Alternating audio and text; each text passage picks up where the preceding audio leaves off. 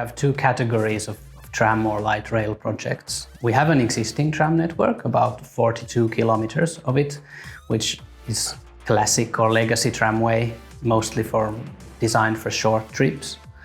And as part of the new city plan, we have an aspiration to extend that further out into the inner suburbs. And that means that those lines that are extended outwards need to be made faster, more efficient. What I'm currently working on, the Jokeri light rail project, is an orbital line, about 25 kilometers long, so quite long, running in both Helsinki and Espoo, which is one of our neighboring cities, part of the same metropolitan area.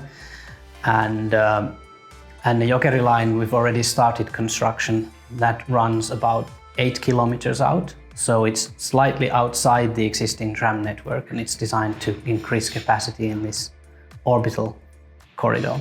I'd say the objective is to increase public transport capacity in this orbital corridor, because we're then going to build a lot more homes, jobs also, mostly housing in this corridor. And as we build those, if we did not switch to a rail-based system, then we would run out of capacity, and so then we would have an increase in car trips and congestion. Hopefully we will also decrease car traffic, but I'd say that the main goal is to make sure that all the growth in travel is targeted to public transport. There will be several interchanges with the radial routes. If we start from the west in Espoo, then there's actually 2 interchanges with the radial metro line. Then there's an interchange with the railway in Espoo. Then there's one in Helsinki, another one in Helsinki on the other side of town, and then finally it reaches the eastern end of the metro again. And yes, these will be, I'd say, hubs for development, certainly. We've just started construction on the Jokeri project 2 days ago, so that's June 2019, and we've got a scheduled completion or open to traffic in about 5 years, in 2024. So it's about 5 years. Of course, it's been in planning for a long time.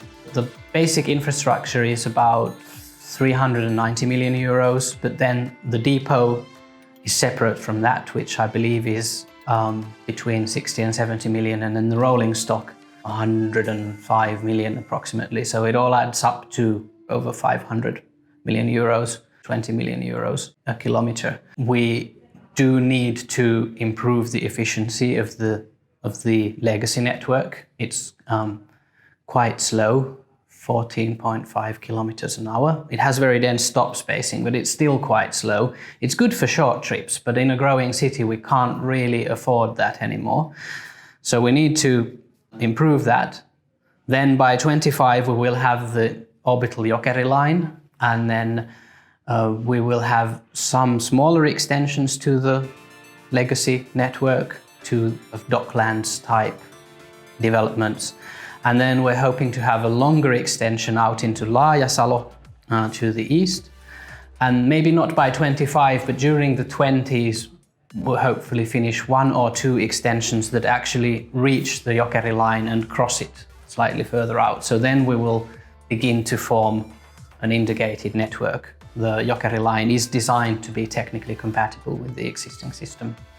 Public consultations and public involvement have certainly come a long way over the years. So looking at, for instance, Jokeri, the orbital line, I doubt there was much public consultation when the line was first conceived and placed into city plans in 1992. And of course that has limited our freedom to consult later on, since it has been fixed for such a long time. But for newer lines, we do have more consultation, but we have quite a detailed zoning and planning permission system, and that stipulates quite an extensive public consultation project. So it usually takes the form of these zoning processes. That's where the consultation happens, and that's where the routes are usually, or the location of the infrastructure is fixed to quite a high degree.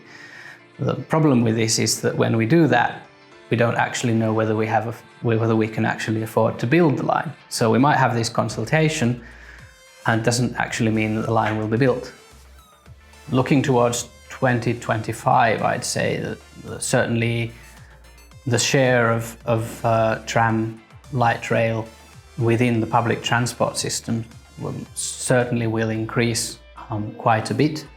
Although at the same time we're still in Espoo building a metro extension, so metro will also get more passengers. So the general trend is replacing buses with higher capacity vehicles as the city grows, because quite a small city will run into the situation that you have quite a lot of congestion if you try and have a high proportion of cars. But as your city grows further, and if it also intensifies, not just spreads out, you will sooner or later find that even buses are too small vehicles and they need to be replaced. And that's what we're aiming for, is to decrease the amount of buses coming to Helsinki city centre. And of course our goal is also to increase the public transport mode share, which is already quite high here.